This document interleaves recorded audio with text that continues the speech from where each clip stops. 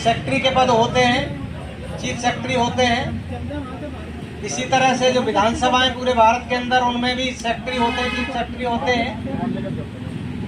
तो कभी भी इन्होंने जो हमारे एससी समाज का व्यक्ति है उनको नहीं बनाया। इसी तरह से राष्ट्रपति कार्यालय, उसके अंदर भी बहुत सारे सचिव होते हैं, तो वहाँ पे भी हमारा जो रिजर्वेशन का जो कोटा है कहीं पे पूरा नहीं किया। इसी तरह से दिल्ली यूनिवर्सिटी हो और तमाम यूनिवर्सिटी हो भारतवर्ष की, इस संघर्ष को देखते हुए आज महर्षि दयानंद यूनिवर्सिटी से अभी डॉक्टर रोहताज जी भी आए थे। मैं जानता हूँ उनसे, अच्छी तरह से उनसे मेरा परिचय हुआ था, और उन्होंने भी इसी तरह लड़ाई लड़के कैसे जो है वहाँ पे कोटा पूरा किया है वो कर रहे हैं, आज भी कर रहे हैं, संघर्ष करते रहते हैं। तो जो लोग काम कर रहे हैं जब देखते हैं वीडियो वगैरह कहीं ना कहीं देखने को मिल जाती है, तो वो भी आज आए थे और मेरा उनसे, उन्होंने कहा पहचान लिया। मैंने भी क्यों नहीं पहचाने गए आप जब वहाँ से आए हो तो हम लोग पूरे भारत के अंदर काम करते हैं, हमें पता है। तो इसका एक जो मेन कारण है ये है कि हम लोग, क्योंकि मान्यवर काशीराम जी ने जब वो बहुजन समाज पार्टी बनाई तो उन्होंने एक नारा लगाया था कि जिसकी जितनी संख्या भारी उतनी उसकी हिस्सेदारी, और उसी हिस्सेदारी को लेकर के उन्होंने कहा कि भाई जब तक हम राज सत्ता में नहीं आएंगे तो ये हमारी सारी चीज़ें पूरी नहीं हो सकती। तो उन्होंने बहुजन समाज पार्टी को जन्म दिया, और बहुजन समाज पार्टी बहुत हद तक कामयाब भी हुई। 4 बार उत्तर प्रदेश के अंदर हमारी सरकार भी बनी। तो साथियों, ये जो लड़ाई है, इस लड़ाई में जो समता सैनिक दल है साथ में है। हम भी चाहते हैं और ऐसे चाहते हैं कि बाबा साहिब के सपनों का भारतवर्ष बनाना है, कि बाबा साहिब के सपनों का भारतवर्ष बनाना है। लाल किले पर मिलकर तिरंगा हमें फहराना है। मंत्री मुख्यमंत्री अनेक बनाए हमने, भारत का प्रधानमंत्री अम्बेडकरवादी हमें बनाना है। तो साथियों, जब तक हमारा अम्बेडकरवादी प्रधानमंत्री भारत के अंदर नहीं बनेगा, क्योंकि लड़ाई सिर्फ और सिर्फ अम्बेडकरवादी और नॉन अम्बेडकरवादियों के खिलाफ है। क्योंकि जो काशीराम जी समझाते थे, जो पेन को लेकर के समझाते थे कि जो पेन है, पेन के ऊपर जो खोला लगाया जाता है, तो जो नीचे का हिस्सा जो काम करता है उसी के ऊपर ये सारी व्यवस्था टिकी हुई है, और वो नीचे का जो हिस्सा हटा दे तो जो व्यवस्था है वो धराशायी हो जाएगी। तो जो नीचे वाले जो लोग हैं उनको सबको इकट्ठा होना है। उन्होंने बताया भी था, 85-15 की बात बताई थी, और उसका परीक्षण करके भी देख लिया। तो ये लड़ाई लंबी है साथियों। हमें भी, मेरे को तो, मैं समता सैनिक दल में जब से आया हूँ, जब से होश संभाला है, हम इस लड़ाई को लड़ने में लगे हुए पूरे भारतवर्ष में। पूरे भारतवर्ष के अंदर जाते हैं, जहाँ कहीं भी एट्रोसिटी होती है वहाँ पे भी जाते हैं।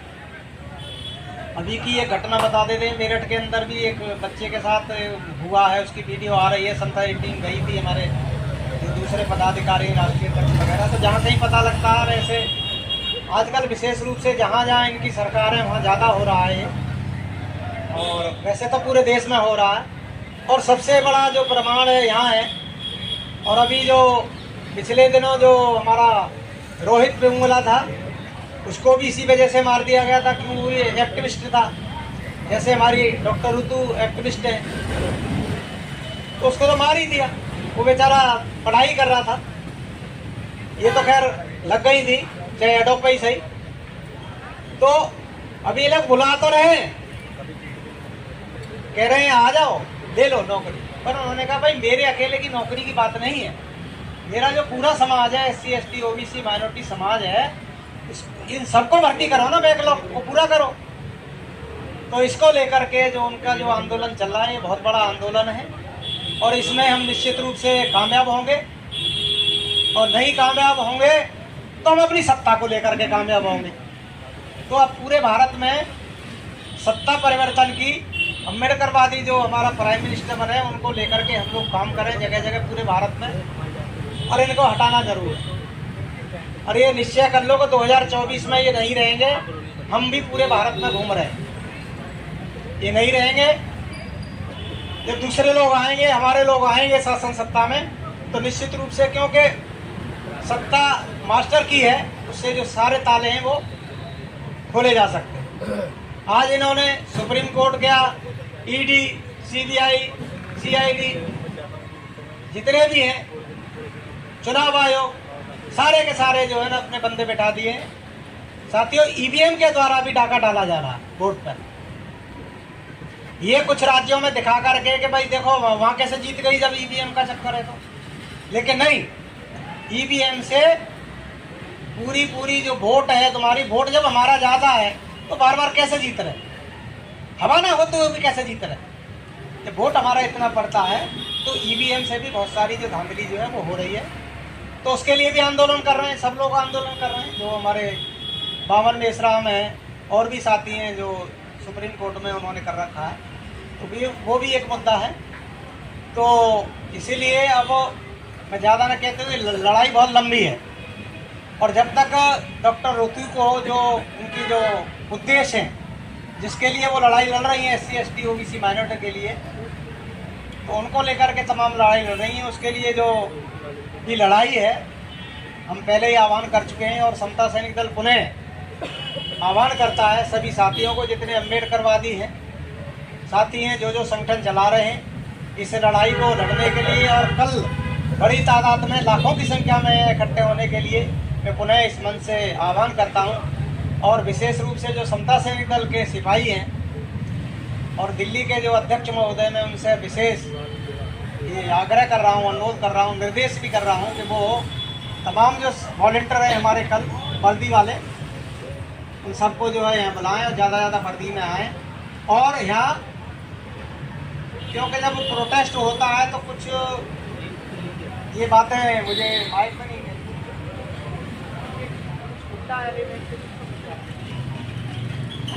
इसलिए समता सैनिक दल की और ज़्यादा ड्यूटी है कि वो कल जो है बड़ी तादाद में आए और संभल करके आए। और हमें विशेष ध्यान रखना है, कन्हैया सिंह जी जो हमारे चीफ जनरल सेक्रेटरी हैं दिल्ली प्रदेश के, वो बहुत होशियार हैं इस मामले में और वो जानते हैं। पीछे भी उन्हें थोड़ा सा अवगत हुआ था कि ऋतु के ऊपर ही कुछ लोग आए थे, आ जाते हैं, चुपचाप आ जाते हैं और वो सोचते हैं कि इसका ही काम तमाम कर सकते हैं, समझिए ना। तो इस बेटी की भी हमें रक्षा सुरक्षा करनी है। इसी के साथ मैं ज़्यादा नहीं कहता क्योंकि लड़ाई बहुत लंबी है, हमें लड़नी है। और मैं तो बता रहा हूँ 25 साल का था जब इसे समता सैनिक दल का है। और एक कविता भी आपको बोलनी है। नहीं, कविता का तो यहाँ समय नहीं है। नहीं, कविता का समय नहीं है क्योंकि टाइम तो है। तो चलिए कुछ पंक्तियों के माध्यम से और जो है मैं थोड़ी चर्चा रखता हूँ। मैं बाबा साहब अम्बेडकर के ऊपर ही, क्योंकि मैं ज़्यादातर बुद्ध और बाबा साहब मिशन पे ही लिखता हूँ, मैं ज़्यादा लिखता नहीं। वैसे तो बहुत सारी चीज़ें लिखी हैं मैंने, किताब भी मेरी पब्लिश हो चुकी है सुजात के स्वर के नाम से। तो आप देख रहे हैं ये नारे लगने लगे जी। तो कहने का मतलब है हमें बहुत सारी चीज़ें करनी है, हमें ट्रेनिंग भी लेनी है बहुत सारी।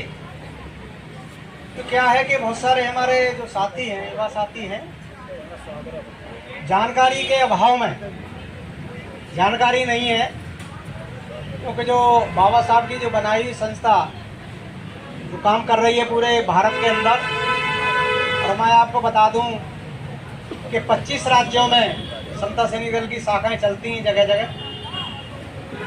और उनको बाकायदा ट्रेनिंग वगैरह सारा कुछ दिया जाता है। तो समता सैनिक दल भी लगा हुआ है। जब शक्ति हमारी ज़्यादा है, बहुजन हमारा ज़्यादा है, तो हमें तो घबराने की ज़रूरत नहीं है। और सब कुछ जो है हम लोग कि जवानी पूरी लगा दी तो सब कुछ कुर्बान करने के लिए भी तैयार हैं, ऐसा नहीं है कि कुर्बान ना करें। और हम ये सोच लें कि ऊधम सिंह, भगत सिंह हमारे घर में पैदा ना हो, उनके घर में हो, सुजात जी के घर में पैदा हो, तो ऐसे तो काम चलेगा नहीं। सबके घर में भगत सिंह, ऊधम सिंह पैदा होने चाहिए कि बाबा साहब के मिशन की लड़ाई को लड़ाएं। तो मैं ज़्यादा न कहते हुए कि आदमी तिनका सही पर आग बन सकता है, आदमी तिनका सही पर आग बन सकता है, आदमी के वक्ष में जय घोष कर सकता है, और मत सौसी झोंपड़ियों पर मत हंसो इतना, एक बाबा साहब अम्बेडकर दुनिया में विस्फोट कर सकता है, विस्फोट कर सकता है, विस्फोट कर सकता है। कि अपने पैरों पे उठोगर, कि अपने पैरों पे उठोगर, तुमको इंसान कहाँ ना हो, जो जवा मर्द बन कर चलता उनके ही साथ जमाना हो। एक एक रुपया इकट्ठा करें, कई करोड़ से अधिक खजाना हो, 2-4 साल में बन सकता घर तुमको किला बनाना हो। सब दुनिया वाले अड़े हुए हैं, देखो कौम परस्ती में, जय भीम का नारा लगा करे भारत की बस्ती बस्ती में, भारत की बस्ती बस्ती में, भारत की बस्ती। तो मैं ये 4 लाइनों के माध्यम से बात कर रहा था। मैं बाबा साहब की एक बहुत सुंदर सी गज़ल आपको सुनाता हूँ, जिसमें पूरा बाबा साहब अम्बेडकर का जीवन चरित्र है। कि तेरे जीवन की ऐसी गज़ल और सुन के नैनों में आ जाए जल, तेरे जीवन की ऐसी गज़ल सुन के नैनों में आ जाए जल। कि तेरे जीवन की ऐसी कहानी कि कांटों भरी जिंदगानी, तेरे जीवन की ऐसी कहानी कि कांटों भरी जिंदगानी, याद नाए से पूरी जवानी, हार फिर भी नहीं तूने मानी, लक्ष्य के प्रति रहा तू अटल, और सुन के नैनों में आ जाए जल, तेरे जीवन की ऐसी गजल सुन के नैनों में आ जाए जल। और क्या कि स्कूल के अध्यापक भी ना तुमको पढ़ाते थे, कि स्कूल के अध्यापक भी, एनपी सिंह जी अरे भाई इधर ध्यान दो, कि स्कूल के अध्यापक भी ना तुमको पढ़ाते थे, नीचे अछूत समझ कर के और तुझे बाहर बिठाते थे, पीड़ा सहता हृदय बेहवल, सुन के नैनों में आ जाए जल, तेरे जीवन की ऐसी गजल सुन के नैनों में आ जाए जल। और सारे दिन स्कूल में भी बालक प्यासा मरता था। एक दिन उन्होंने वो जो घड़ा था वो छू लिया था और इतनी उनकी पिटाई की। बच्चा है, बच्चे को तो पता नहीं होता, लेकिन फिर भी इतने अत्याचार थे कि सारे दिन स्कूल में भी बालक प्यासा मरता था, एक एक बूंद पानी को तू तो यूं ही तरसता था, और प्यासा मन था भारी व्याकुल, सुन के नैनों में आ जाए जल, तेरे जीवन की ऐसी गजल सुन के नैनों में आ जाए जल। और के भीमाबाई का 14वां रतन बहुत अच्छा है डॉक्टर साहब, के भीमाबाई का 14वां रतन 14 अप्रैल को ही तू पैदा हुआ, और 14 डिग्री पर भीम ने नाम सारे जहां में किया, 14 डिग्री पर भीम ने नाम सारे जहां में किया, कि भारत में भारी हलचल सुन के नैनों में आ जाए जल, तेरे जीवन की ऐसी गजल सुन के नैनों में आ जाए जल। और आगे लिखा है कि छुआछात जातिवाद ने मन को भारी सताया था, कि जातिवाद छुआछात ने भी मन को भारी सताया था, और हिंदू होके मरूंगा नहीं नागपुर में कर दिखाया था, हिंदू होके मरूंगा नहीं नागपुर में कर दिखाया था। अभी गया है 14 अक्टूबर 1956 को बाबा साहब ने जो है दीक्षा ली थी कि जातिवाद छुआछात ने भी मन को भारी सताया था, हिंदू होके मरूंगा नहीं नागपुर में कर दिखाया था। और बौद्ध धम्म का दे गए संबल, यानी बौद्ध धम्म की लाठी हमें पकड़ा गए, बौद्ध धम्म का दे गए संबल, सुन के नैनों में आ जाए जल तेरे जीवन की ऐसी गजल, सुन के नैनों में आ जाए जल। और क्या कि काम फिर भी भीम बाबा तुम अनगिनत कर गए, काम फिर भी भीम बाबा तुम अनगिनत कर गए, और झोलियां जिनकी खाली थी भीम बाबा उन्हें भर गए, झोलियां जिनकी खाली थी भीम बाबा उन्हें भर गए। और क्या आरक्षण, यानी जो सभी तरह का जो आरक्षण दे समस्या की हल, और सुन के नैनों में आ जाए जल तेरे जीवन की ऐसी गजल, सुन के नैनों में आ जाए जल। और क्या किया कि महान के तालाब पर भी नीर हमको पिलाया था, यानी जिन तालाबों में कुत्ते बिल्ली पानी पी सकते थे, हमारे लोगों को पानी पीने के बाद रास्तों पे भी चलने का अधिकार नहीं था उस समय में, कि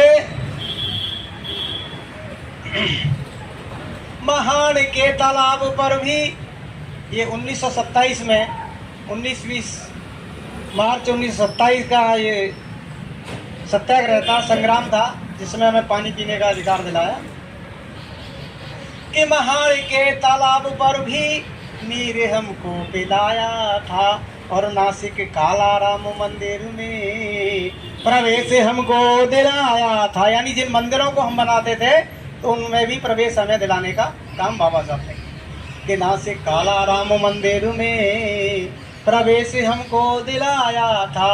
और मैं गीत कविता जो भी लिखता हूँ, समता सैनिक दल का नाम नहीं आए तो मैं समझता हूँ कि मेरी कविता अधूरी है। तो फिर क्या है कि संघर्षमयी समता सैनिक दल, जोरदार तालियां समता सैनिक दल के लिए, कि संघर्षमयी समता सैनिक दल, सुन के नैनों में आ जाए जल तेरे जीवन की ऐसी गजल, सुन के नैनों में आ जाए जल। और मैं अंतिम अपनी बात कहते हुए समाप्त करूंगा कि जब तक चंदा सितारे हैं भीम कहानी है तेरी अमर, जब तक चंदा सितारे हैं भीम कहानी है तेरी अमर, और पीढ़ियाँ पढ़ेंगी तुझे तब तब तुझ पे करेंगी फकर, और सुजात तुझ पे लिखे मिलता बल, सुजात तुझ पे लिखे, बाबा साहब पे लिखता है, सुजात तुझ पे लिखे मिलता बल, और सुजात तुझ पे लिखे मिलता बल, और सुन के नैनों में आ जाए जल तेरे जीवन की ऐसी गजल, सुन के नैनों में आ जाए जल। जय भीम, जय भारत, नमो बुद्धाय। और